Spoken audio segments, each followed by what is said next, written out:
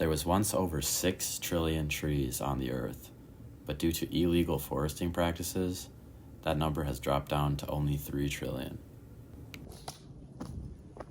You might be wondering, why should I care about my trees or how they're logged? Let me show you why. Firstly, trees remove harmful particulates from the air and create oxygen through their leaves. Secondly, over half of the United States water supply is filtered and stored through trees. The third reason we should be thankful for trees is because they sequester carbon and store it in their trunks and in the soil, which helps delay climate change. Now that we know why we need trees, let's talk about the best ways to log them sustainably and ethically. An example of one way loggers can harvest their timber more ethically is through reduced impact logging. This method is on the forefront of the logging industry and helps reduce pollution and forest degradation. Reduced impact logging is the planned and carefully controlled harvest of timber in a way that minimizes impacts on forest stands and on the soil. By using RIL, loggers have a set of checks and balances that they have to follow when cutting down timber. This is especially important for tropical nations that have a lot of timber but also don't have a lot of laws and regulations.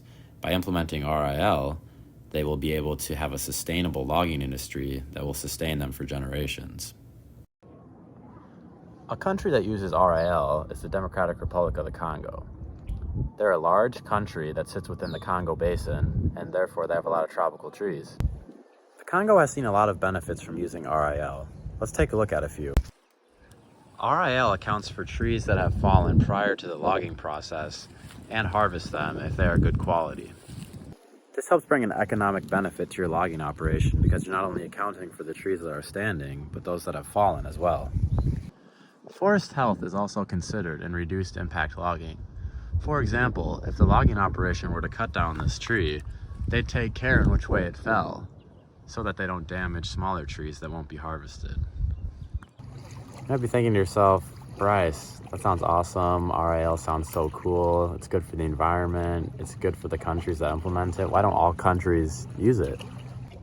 Due to it being a relatively new logging practice, it hasn't gotten its roots in as many countries as conventional logging practices are already in. But with countries that have signed on with the Paris Agreement, many are looking for ways to reduce their carbon emissions, and RIL is being adopted more and more every year. There are ways that we as individuals can help in the fight to make logging more sustainable. When buying timber, you can look for FCS certification on your products. That means that it was checked by a third party to be a sustainable and ethically sourced logging operation. I'd like to leave you guys with a little food for thought. Ask not what your forest can do for you, but what you can do for your forest.